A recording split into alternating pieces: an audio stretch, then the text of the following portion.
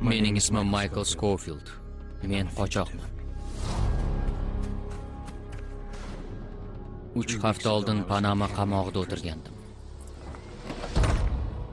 U yerda men bilan kompaniya odamlari bog'lanishdi. U tadbirkorlar va hukumatni nazorat qiladigan tashkilot. Menga qamoqdan ularning odamini olib chiqishni buyurishdi. Ya'ni James Whistler. Bo'lmasa ular men hayotda sevgan yagona ayolni o'ldirishardi.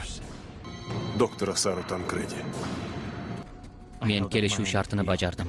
Whistlerni ozod qildim, lekin kompaniya baribir Sarani o'ldirdi.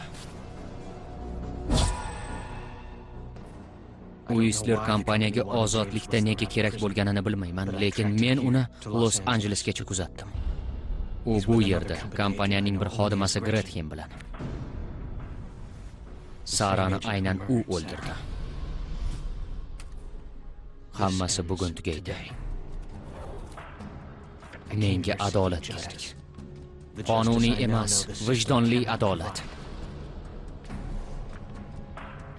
Bu xatni o'qiyotgan bo'lsangiz, demak, men Sara uchun qasos olishga urinib halok bo'lganman.